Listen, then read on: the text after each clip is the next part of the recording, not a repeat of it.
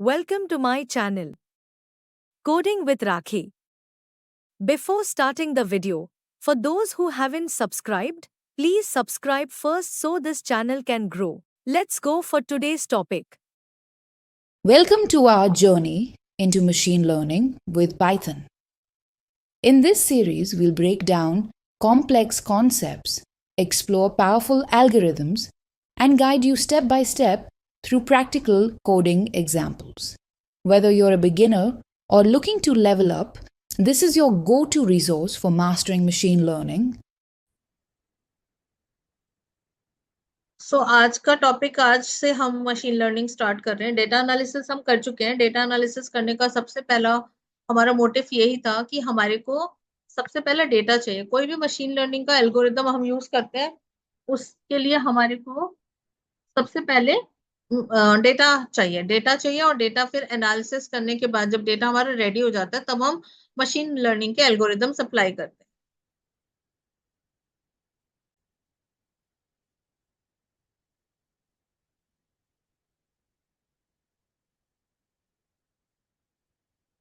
तो सबसे पहला स्टेप मशीन लर्निंग के लिए हमारे पास होता है कि हम डेटा उठाएं। तो डेटा जब हमारे पास मिलता है वो रॉ फॉर्मेट में होता है। तो रॉ फॉर्मेट से हमने इसको क्या किया, डेटा क्लीन किया, देन डेटा रैंगलिंग हो गई हमारी। मींस अगर किसी डेटा टाइप का डेटा का टाइप चेंज करना है अकॉर्डिंग टू आर प्रोसेस, तो वो करेंगे हम। इसका मतलब ये है, ये डेटा क्लीनिंग का पूरा जो प्रोसेस आता है वो हमारा आता है डेटा प्री प्रोसेसिंग। तो सबसे पहले जो स्टेप आपका हुआ मशीन लर्निंग का, first is data clean. Data means ऐसा डेटा जिसके ऊपर हम प्रोसेस लगा सके, एल्गोरिदम लगा सके। उसके बाद हम इसमें एल्गो ऐड करना शुरू करें। तो अभी तक का काम हमारा हो गया डेटा प्रिपरेशन का। अब हम अपना मशीन लर्निंग के एल्गोरिदम लगाने शुरू करेंगे। तो मशीन लर्निंग के एल्गोरिदम लगाने से पहले हमें लेमैन के टर्म में एक समझना चाहते हैं what the machine learning is.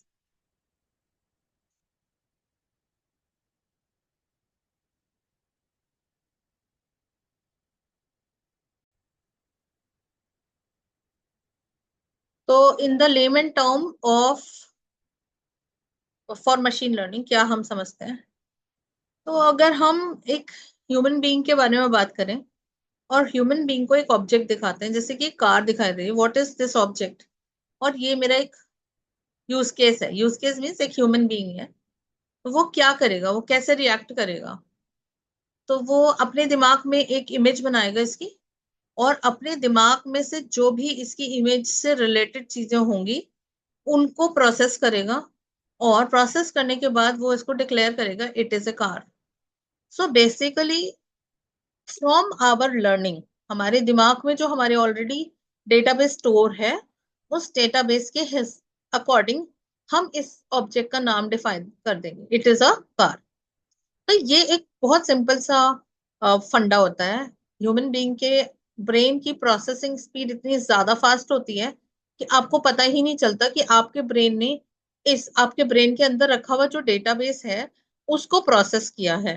तो जैसे ही आप कार देखते हो, क्योंकि आप लर्न कर चुके हो, आपका ब्रेन जो है, न्यूरॉन्स जो है वो ऑलरेडी लर्न कर चुके हैं, उसके अंदर ऑलरेडी सेव्ड है। ये हम अपने ब्रेन का वो दिखा रहे हैं कि ब्रेन के अंदर से प्रोसेसिंग हुई, और प्रोसेसिंग होके हमने इसको बोला कि it is a car.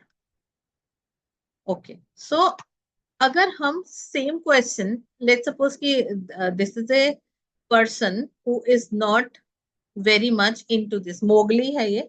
Mowgli के को से अगर हम पूछे, मोगली कौन है, जो कि फॉरेस्ट में रहता है, उसको अगर हम पूछें कि भाई ये क्या ऑब्जेक्ट है, व्हाट इज दिस ऑब्जेक्ट, तो उसका ब्रेन कैसे प्रोसेस करेगा वो देखते हैं। तो यहाँ पे क्योंकि मोगली के पास ये इंफॉर्मेशन है ही नहीं, तो इसके पास जो क्वेश्चन है वो क्वेश्चन किससे रिलेट करेगा, वो इसका इसके ब्रेन में क्या क्या चीजें हैं। ऑल्दो ये भी एक ह्यूमन बीइंग है, ये एक ह्यूमन बीइंग है, और इसके पास भी सारा हमारा जो ब्रेन है वही ब्रेन है, लेकिन ये भी एक ह्यूमन है, बट लिविंग इन फॉरेस्ट।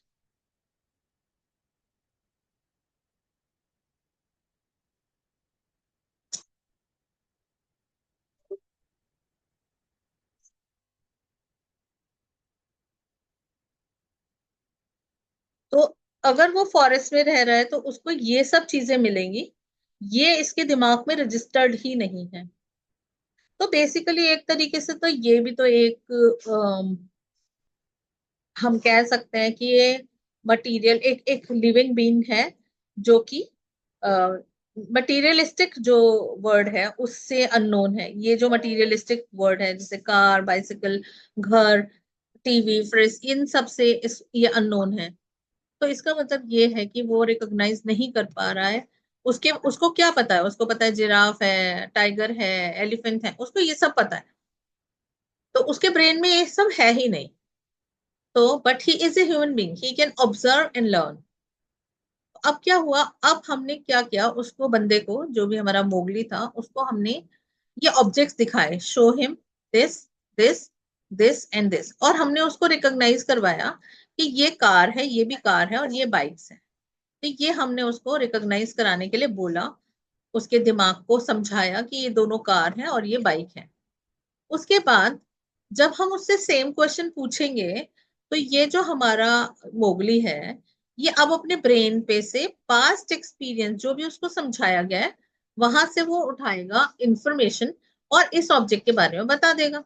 अब उसको ये एलिफेंट एंड ये सब जो जंगल एनिमल्स हैं उनके अलावा उसको ये चार पांच चीजें भी पता है। तो इनको वो रिकॉग्नाइज करेगा और वो बोलेगा इट इज ए कार। तो इस ह्यूमन को हमने आर्टिफिशियली इंटेलिजेंट बनाया। सिर्फ सिर्फ क्या बनाया कि हमने उसको बोला कि ये सब चीजें, उसको फोटोग्राफ्स दिखा दिखा के हमने बोल दिया ये कार है ये, या फिर हम उसको सिटी में ले आए जंगल से और हमने उसको समझा दिया ये सब चीजें हैं। तो उसने लर्न कर लिया पास्ट एक्सपीरियंस। तो जो मशीन लर्निंग होती है वो भी अप्रोक्सीमेट सेम सी ही चीज होती है, बट क्योंकि ह्यूमन बीइंग में ये गॉड गिफ्ट होता है कि ऑटोमेटिकली हम पास्ट एक्सपीरियंस से लर्न कर सकते हैं। तो हमें यहाँ पे कोई मैकेनिज्म लगाना नहीं पड़ा, सिर्फ उसको हमने दिखाया है कि भाई ये चीजें हैं, तो आप वो अपने आप वो रिमेम्बर कर सकता है, उसको अपने उसने अपने डेटाबेस के अंदर सेव कर लिया। बट जब हम मशीन के बारे में बात करते हैं, ये मशीन है मेरी, तो इस मशीन के बारे में अगर हम बात करते हैं, तो ये तो नॉन लिविंग थिंग है ना। इसके अंदर भगवान ने ब्रेन नहीं दिया, ये तो हमने बनाई है। तो it can not take any decision of its own. तो अब क्या करना है हमारे को? ये हमारे और डिसीजन नहीं ले सकता। We can ask a machine to perform an arithmetic operation such as addition, multiplication and division. That is what our calculator do. तो ऐसे ही अगर हमारा रोबोट है, जब हम उसके अंदर कुछ भी ऑपरेशन स्पेसिफाई कराएंगे, जितने ऑपरेशन हम उसके अंदर स्पेसिफाई कराएंगे, सिर्फ उतने ही ऑपरेशंस वो परफॉर्म कर पाए। अगर हमने ये तीन एडिशन, मल्टीप्लिकेशन एंड डिवीजन को करा है यूज, तो वो उतना ही कर पाएगा। अब जैसे अगर हम एक कैलकुलेटर की बात करते हैं, अगर हमारे पास एक कैलकुलेटर है, तो कैलकुलेटर जो होता है वो आपका सिंपल कैलकुलेटर होता है, एक साइंटिफिक कैलकुलेटर होता है। तो सिंपल में सिर्फ प्लस माइनस मल्टीप्लिकेशन कुछ लिमिटेड से प्रोसेस आप परफॉर्म कर सकते हो। साइंटिफिक में कुछ प्रोसेस परफॉर्म कर सकते हो।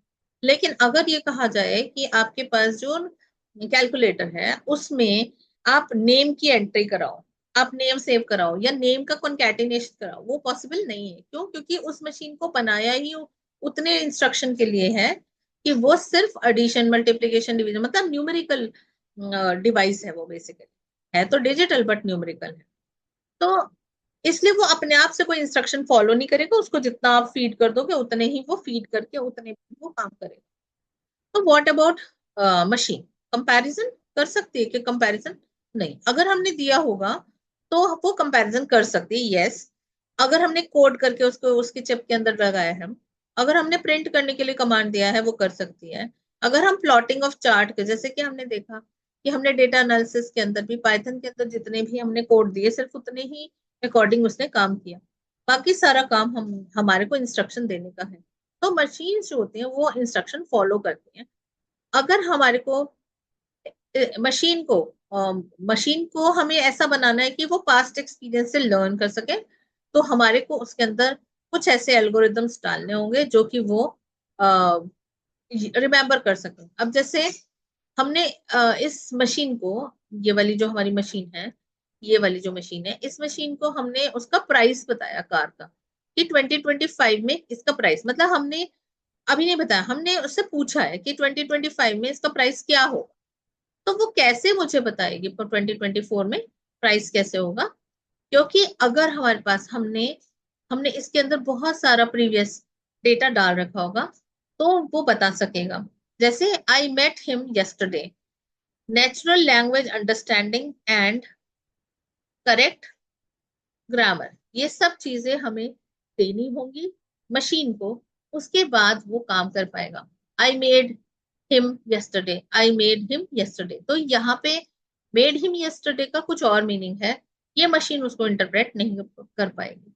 तो हमारे, अब हम तो कर सकते हैं ना, I made him yesterday, that is a wrong wrong sentence, लेकिन ये मशीन खुद नहीं कर पाएगी, तो हमें इसको सिखाना पड़ेगा। अब रिकॉग्नाइज कर सकती है, यस वो रिकॉग्नाइज कर सकती है अगर हमने इसको कुछ इंस्ट्रक्शंस पहले से दे रखी होंगी तो। So what do we do? Just like what we did to human, we need to provide experience to the machine. तो यहाँ पे हमने ये सब काम कर सकती है मशीन, लेकिन उसके लिए हमें उसको एक्सपीरियंस्ड बनाना होगा और उसको हमें कुछ ऐसा ऐसा इंस्ट्रक्शंस देनी होंगी ताकि वो प्रीवियस किसी एक्सपीरियंस के साथ जो भी चीज उसके दिमाग में आती है या उसको दिखाई जाती है उसको वो सेव कर सके।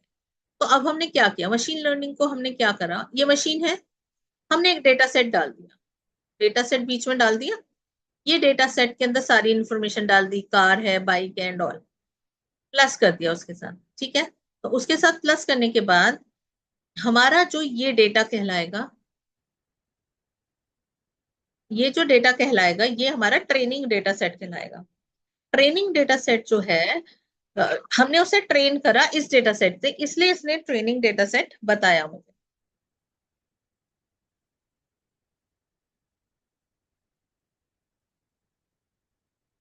तो हमारे को पहले मशीन को पूरा का पूरा ट्रेनिंग डेटा सेट अवेलेबल कराना पड़ेगा और उसके बाद फिर वो हमारे को टेस्ट डेटा पे काम करेगा। तो जो मशीन लर्निंग होती है उसका बेसिक कॉन्सेप्ट ये होता है कि first you have to get the training data set. अब वो ट्रेनिंग डेटा सेट हो सकता है छोटा हो सकता है बहुत बड़ा हो सकता है और भी बहुत बड़ा हो, ये डिपेंड करता है कि हम उस मशीन से क्या काम कराना चाहते हैं। तो सबसे पहले हमारे को मशीन के साथ डेटा सेट ऐड करना होगा, जो हम ऑलरेडी सीख चुके हैं डेटा एनालिटिक्स के अंदर, हमने डेटा को ही उठाया है, अ, वो डेटा हमारा क्या कहलाएगा, ट्रेनिंग डेटा सेट, जो हमने उस प्रिपेयर कर दिया। अभी प्रिपेयर करने के बाद हम उसको कुछ एल्गोरिदम बताएंगे, कुछ एल्गोरिदम, ये सारे एल्गोरिदम है हमारे, then devise algorithm and execute program on the data.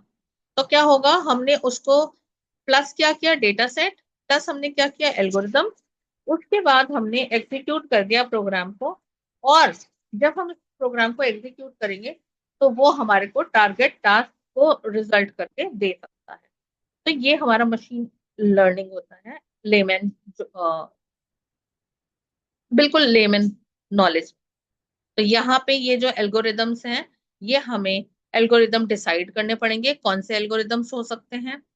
उसके बाद हम इसके अंदर मतलब, अब सारे एल्गोरिदम एक ही चीज पे अप्लाई नहीं होते, फिल्टर करना पड़ेगा हमें, रिलेशनशिप फाइंड करनी पड़ेगी कि इस डेटा सेट का और जो हमारा टारगेट है, जो हमारा टास्क है जिसको हम करना चाहते हैं, जिसको हम प्रिडिक्ट करना चाहते हैं, क्या वो इसके थ्रू हो सकता है पॉसिबल, तो वो हम सब फिल्टर करके लगाएंगे और ऐड कर देंगे। ऐड करने के बाद हमें क्या करना होगा, equal to machine, intelligent machine बन गई। तो अब आप देख लो इसके अंदर हमारे पास ये एक मशीन है, ठीक है, ये रॉ मशीन थी, इसके अंदर ये सब चीजें ऐड हुई है, तो अब ये थोड़ा मोटा मशीन बन गया है और इसका दिमाग भी थोड़ा चल रहा है, एंटीना इसका ऑन हो गया है। अब जितना डेटा हम इसके अंदर स्पेसिफाई करेंगे उतने डेटा की ये हमारी प्रोसेसिंग शुरू कर देगा। लेकिन अगर हम इससे कुछ अभी भी, अब हमने इसको इंटेलिजेंट तो बना दिया है, लेकिन ऐसा नहीं है कि हम इससे कोई भी क्वेश्चन करेंगे या हमें आंसर कर सकता है। हमने जो डेटा सेट दिया है, अब जैसे हमने एक प्रोजेक्ट किया, हमने यूज्ड कार का, एक प्रोजेक्ट हमने किया यूज्ड कार का, और एक हमने किया हैप्पीनेस चेकर का। ये हमने डेटा एनालिसिस में किया। तो यूज्ड कार वाला जो प्रोजेक्ट है, जो डेटा है, वो हमारा हैप्पीनेस चेकर के लिए काम नहीं आ सकता।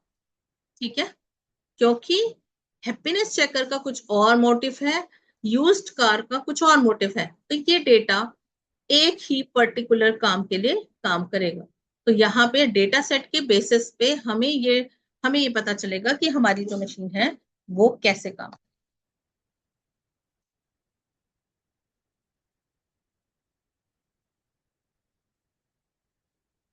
तो अगर हम इसको समराइज करें, समरी में हमें क्या मिलेगा? एक मशीन लर्निंग प्रॉब्लम दो, identify and create the appropriate data set, perform computation and learn required rules pattern and relation, and then output the decision. तो ये मेरा आउटपुट है। ये सब चीजें बीच में है, ब्रेन है। ये ब्रेन हमने इसलिए दिखाया क्योंकि हम डेटाबेस बना रहे हैं, चिप के ऊपर दिखाया गया ब्रेन बनाना है, वो डेटा से सेव होगा। एल्गोरिदम होंगे, फिल्टर किए जाएंगे, और फिल्टर कैसे करेंगे? अकॉर्डिंग टू द रिक्वायरमेंट, जो हमारी रिक्वायरमेंट होगी उसके अकॉर्डिंग हम फिल्टर करें। तो अब हमें समझना है कि मशीन लर्निंग एक्चुअली है क्या। वो तो हमने लेमन के फॉर्मेट में समझ लिया है कि हाँ, मशीन लर्निंग होती है जिसके अंदर मशीन को भी हम डेटा सेट देके ट्रेन करा सकते हैं। अब हम इसको डिटेल में स्टडी करते हैं। तो कंपैरिजन देखते हैं, comparison between the human being and the machine. तो कंपैरिजन क्या हुआ? Human can say I can learn everything automatically from experiences. Can you learn?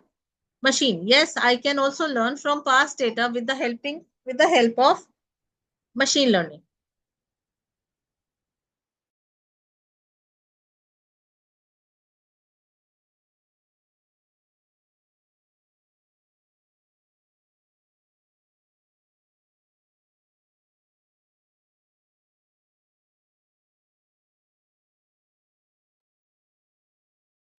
तो मशीन क्या बता रही है? मशीन कह रही है कि हाँ, मैं भी लर्न कर सकती हूँ from past data with the help of machine learning.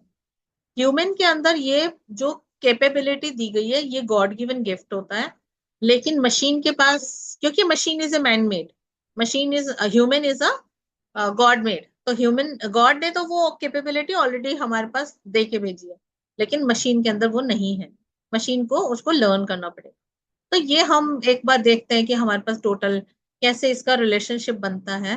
तो देखते हैं रिलेशनशिप बनाने के लिए।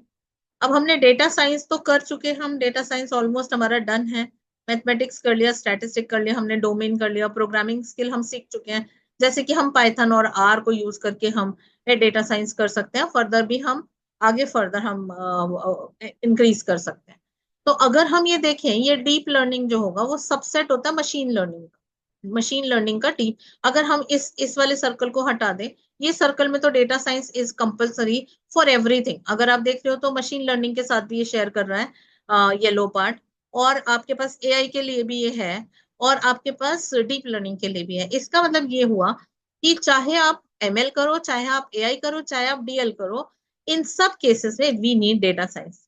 तो we have completed with this exploratory data analysis which is already done. Predictive analytics के लिए हमारे को ये बहुत इंपॉर्टेंट होता है। तो कोई भी चीज हम करें वो हम यहाँ पे डेटा साइंस हमारे पास आएगा ही है। तो अब अगर हम इस डेटा साइंस को अलग कर देते हैं तो हम देखते हैं एआई जो होता है वो मशीन लर्निंग का सुपर सेट है। AI is a super set of machine learning. But इसका सबसेट क्या हुआ? Deep learning. डीप लर्निंग का मतलब क्या हुआ कि अगर आपके पास आर्टिफिशियल न्यूरॉन्स के तरीके से काम करे, जैसे नेचुरल लैंग्वेज प्रोसेसिंग जहां पे आएगी, जैसे कि नेचुरल लैंग्वेज प्रोसेसिंग क्या होता है? जो ह्यूमन कैपेबिलिटी है, हमारे को 5 डिफरेंट जिसको हम बोलते हैं इंद्रियां दी गई हैं, वो है। मतलब हम देख सकते हैं, हमारे आंखों में कैमरा 24 आवर्स का full high definition camera fit करके भगवान ने भेजा है। और अगर हम वॉइस की बात करें तो हमारे को जो हमारी वॉइस है वो हमारी स्पीच रिकॉग्निशन के काम में आती है। तो अगर लेकिन मशीन के पास ये सब कुछ नहीं है। अगर मुझे मशीन को दिखाना है कुछ भी, उसको देखना है कुछ, तो हमें उसमें कैमरा लगाना पड़ेगा। अगर उसको कुछ बोलना है तो उसके अंदर स्पीकर लगाना होगा। ईयर्स, भगवान ने हमें एक गॉड गिवन गिफ्ट है, मतलब जो कि अनलिमिटेड यूज होता है उसका। ईयर्स, ईयर मतलब सुनना, नेचुरल लैंग्वेज प्रोसेसिंग, इसका मीनिंग ये होता है। नेचुरल लैंग्वेज हम इशारों से करते हैं, हम जेस्चर्स यूज करते हैं, हमने अपने फिंगर्स को, हैंड को, मोशंस को, ये सब हम अंडरस्टैंड कर सकते हैं, ये हमारे को कैपेबिलिटी ऑलरेडी गिवन है।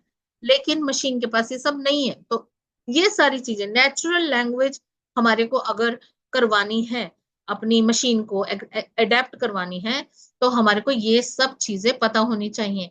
तो मशीन लर्निंग तो सिंपल सी चीज है। जैसे मैंने बताया, मशीन बना ली मैंने, मैंने आपको कहा वॉशिंग मशीन बनानी है मुझे, इंटेलिजेंट वॉशिंग मशीन। जैसे कि अगर आपने सुना होगा कि इंटेलिजेंट वॉशिंग मशीन का क्या कॉन्सेप्ट चलता है, कि अभी आपका जो साइकिल होता है, जैसे ही आपका साइकिल खत्म हो जाता है, आपका जो आपकी जो मशीन है वो आपको वॉइस रिकॉर्डिंग के अकॉर्डिंग, उसके अंदर जो वॉइस रिकॉर्ड किया गया उसके अकॉर्डिंग वो आपको बोलता है that cycle is been complete, your your clothes is been washed. और आप आके उसको ओपन करते हो और आप उसको निकाल लेते हो कपड़ों को। तो ये क्या है? Intelligent machine. तो मशीन लर्निंग का मतलब ये हुआ कि एक ही चीज वो काम कर पाएगा, एक ही एल्गोरिदम। अगर आपने प्रिडिक्टिव एनालिसिस करना है तो वो प्रिडिक्टिव ही कर पाएगा, अगर उसको डेटा प्रोसेस करने के लिए लगाया रखा है तो वही कर पाएगा। तो मशीन लर्निंग एक एल्गोरिदम्स होते हैं जिनको एआई में भी यूज किया जाता है और डीप लर्निंग में भी यूज किया जाता है। तो हमारे पास मशीन लर्निंग का मतलब हुआ हम मशीन को इंटेलिजेंट बना रहे हैं। डीप लर्निंग का मतलब क्या होता है? जहां पे हम नेचुरल लैंग्वेज प्रोसेसिंग करते हैं। नेचुरल लैंग्वेज प्रोसेसिंग में भी जो हम व्यू करते हैं, मतलब आंखों का जो यूटिलाइजेशन है, इसका मतलब ये है कि जो पिक्चर्स और जो भी जो ग्राफिक्स हमारे दिमाग पे बनती है, अगर हम उसको यूटिलाइज करते हैं, जैसे आपको फेस रिकॉग्निशन है, उस केस के अंदर हमारा डीप लर्निंग का कॉन्सेप्ट काम करता है, क्योंकि यहाँ पे हमारा एक व्यू का जो कैमरा है। चलो, हम मशीन लर्निंग में कहते हैं कि हम अपनी वॉइस रिकॉर्ड कर करके डाल सकते हैं, उसको हम डेटा सप्लाई करा सकते हैं। लेकिन हम इमेजेस भी स्टोर कराते हैं, और अगर उन इमेजेस को हम फेस रिकॉग्निशन में यूज करें, अब जैसे आपने यूज किया है फेसबुक के ऊपर, आप फेस रिकॉग्निशन होता है, आप टैगिंग करते हो अपने फ्रेंड्स को, फिर जब आप टैग करते हो तो वो कहीं पे भी किसी और जगह पे भी फोटोग्राफ अपडेट होता है, तो ऑटोमेटिकली वो उसको टैग कर लेता है। तो ये सब चीजें आर्टिफिशियली आपने इंटेलिजेंट बनाया फेसबुक को, आपने कुछ इमेजेस प्रोवाइड किए, ये कॉन्सेप्ट हमारा डीप लर्निंग के अंदर आता है। तो artificial intelligence, machine learning and deep learning, तो एक पूरा बड़ा अगर एरिया माना जाएगा तो उसको हम बोलेंगे आर्टिफिशियल इंटेलिजेंस। उसका एक सबसेट होता है मशीन लर्निंग, और उसका मशीन लर्निंग का एक सबसेट होता है डीप लर्निंग। तो आर्टिफिशियल इंटेलिजेंस के अंदर हमारे पास ये दो चीजें आ जाती हैं। तो हमने डेटा साइंस कंप्लीट कर दिया है। Now we are going to discuss all about this machine learning first, then we will go for the AI और एनएलके, जो नेचुरल लैंग्वेज प्रोसेसिंग होती है वो, और फिर हम उसको डीप लर्निंग करेंगे। तो ये सब एल्गोरिदम्स हैं, ये हम सीखते जाएंगे और आगे प्रोसेस करते जाएंगे। So now how it is different from traditional programming. तो जितने भी हमारे पास मशीन लर्निंग या एआई के लोग आते हैं, जो कि डेटा साइंस भी पढ़ना चाहते हैं, तो उनके दिमाग में टेक्निकली एक डिफरेंस चाहिए होता है उनको, कि मशीन लर्निंग में और हमारी ट्रेडिशनल प्रोग्रामिंग के अंदर क्या डिफरेंस है। तो उसके लिए ये एक बनाया गया है। Arthur Samuel, a pioneer in the field of artificial intelligence and computer gaming, coined the term ML as field of study that gives computers the capability to learn without being explicitly programmed. तो machine learning और programming language में क्या difference है? इसके अंदर हमारे पास यहाँ पे एक जो डायग्राम बनाया गया उसको हम समझ सकते हैं। क्या डायग्राम बनाया हमने? ट्रेडिशनल प्रोग्रामिंग में हमें क्या मिलता है? ट्रेडिशनल प्रोग्रामिंग में हम डेटा एंड प्रोग्राम सप्लाई करते हैं, वो सीपीयू में जाता है, प्रोसेस होता है और आउटपुट मिल जाता है हमारा। लेकिन एमएल के अंदर हम डेटा और आउटपुट दोनों देते हैं, रिवर्स है यहाँ पे। तो हमें प्रोग्राम मिलता है, डेटा और आउटपुट हम देते हैं। मतलब डेटा मतलब जिस पे हमें काम कराना है, आउटपुट मतलब जो इस डेटा पे मुझे क्या आउटपुट चाहिए वो मेरा आउटपुट आ जाता है। और प्रोग्राम जो होगा वो मेरा हमारे को मिल जाएगा। तो अब हमारे को क्या होगा, एमएल के अंदर हम क्या लगाते हैं, हम इसको डेटा सेट देते हैं, हम इसको एल्गोरिदम देते हैं, यानी कि हम पहले से ही बता रहे हैं कि मुझे ये काम चाहिए, और उसके थ्रू एक हमारा मॉडल जनरेट होके आ जाता है। अब मॉडल क्या, प्रोग्राम ही है, इससे हम कुछ भी टास्क करा सकते हैं। जैसे मैंने प्रेडिक्टिव एनालिसिस बोला, तो वो प्रेडिक्टिव एनालिसिस हो सकता है, और वो मुझे एक प्रोग्राम लिख के दे देगा, एक मॉडल बना के दे देगा। उस मॉडल को मैं कहीं पे भी इम्प्लीमेंट, मैं उसकी एपीआई बना सकती हूँ, मैं उसको ऐप बना सकती हूँ, मैं उसको वेबसाइट पे डाल सकती हूँ, और कहीं पे भी हम उसको यूटिलाइज कर सकते हैं। So, in traditional programming, we feed the input, program logic, and run the program to get the output. While in machine learning, we feed the input and output and run it on the machine during training, and the machine creates its own logic, which is being evaluated while testing. तो मैंने आपको बताया कि model generate करके देती है ये machine learning के अंदर। हम इनपुट देते हैं, डेटा सेट दे दिया हमने, हमने आउटपुट भी दे दिया। मुझे क्या चाहिए, लेट सपोज कि मुझे रिग्रेशन लगाना है, मतलब मुझे प्रिडिक्टिव एनालिसिस करना है। प्रिडिक्टिव एनालिसिस का मतलब क्या हो गया, पिछले 2 सालों में मेरा जो हाउस का रेट था, परचेज रेट था, वो ये था। मुझे अब बताओ कि प्रिडिक्शन करके बताओ कि नेक्स्ट ईयर में इसका रेट क्या होगा। ठीक है, हाउस प्राइस प्रिडिक्शन, ये सब ये हमारे इसके अंदर आ गया।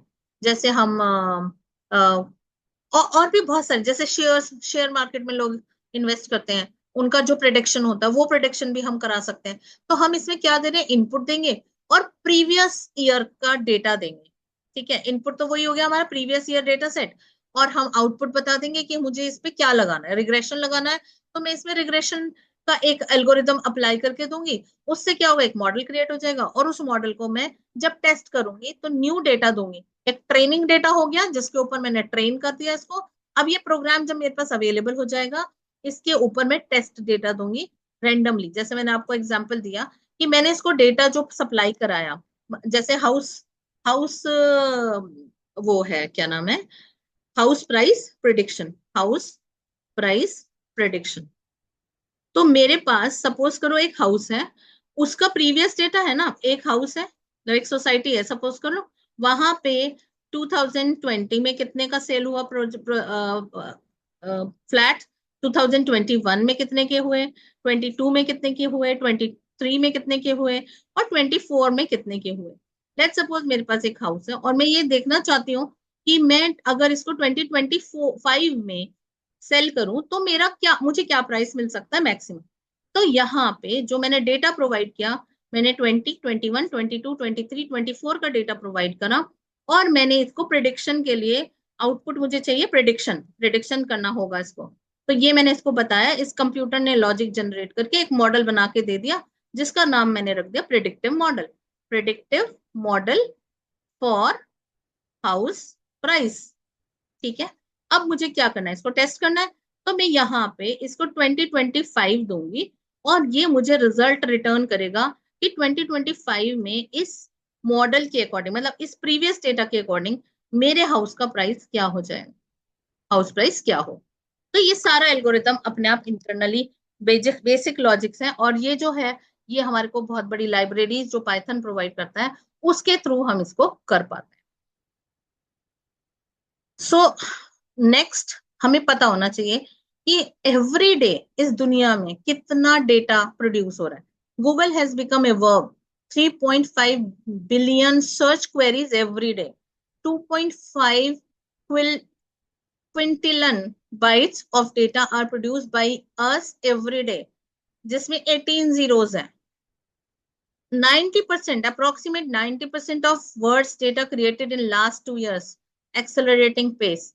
Every day, 250 billion emails are sent, 45% are spam, and hit the unsubscribe button. 100%, 100 plus million photographs and videos are shared on Instagram.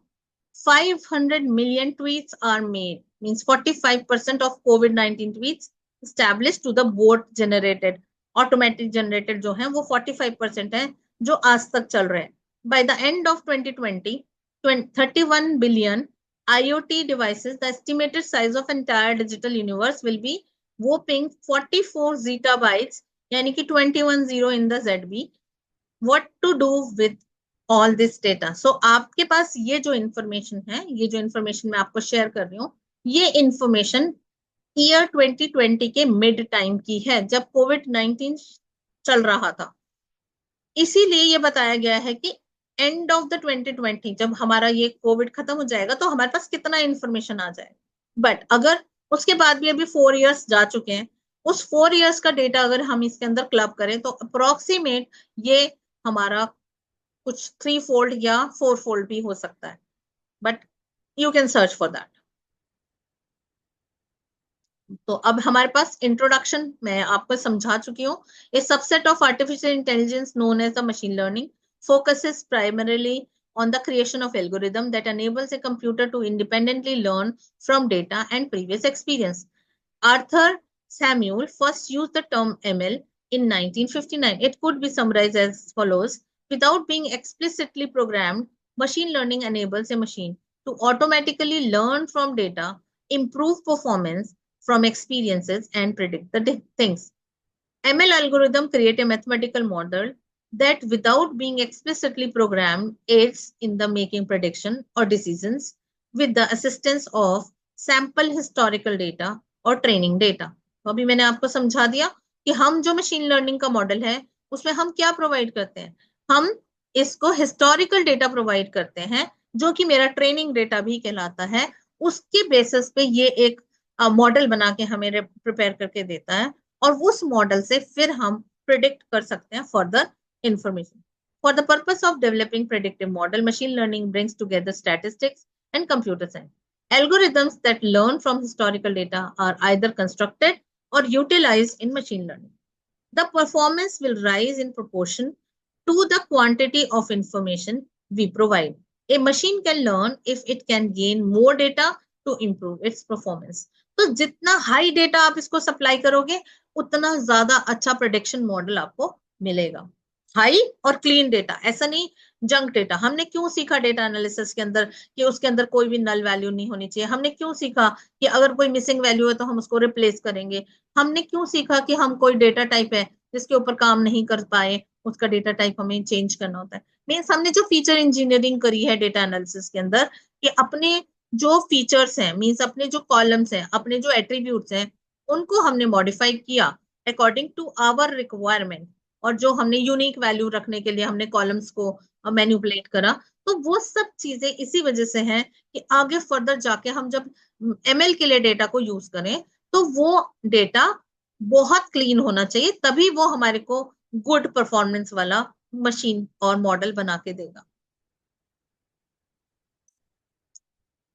So it is an art and science of learning from data. We are drawing the information and starving for knowledge. That is a quote by John Nesbitt. Is learning possible? Generalization, pattern recognition easy, or exploration, finding higher dimensions is hard. So machine learning, यहाँ पे आप algorithm देखो, maths लगाएंगे, what the hell is this? So क्या हुआ, machine learning ने क्या किया, एल्गोरिदम लिया एलिफेंट से और मैथ्स लिया हमारे क्या है पेंगुइन से। ठीक है, दोनों को ऐड करके उसने एक मशीन लर्निंग का एक नया मॉडल बना के दिया।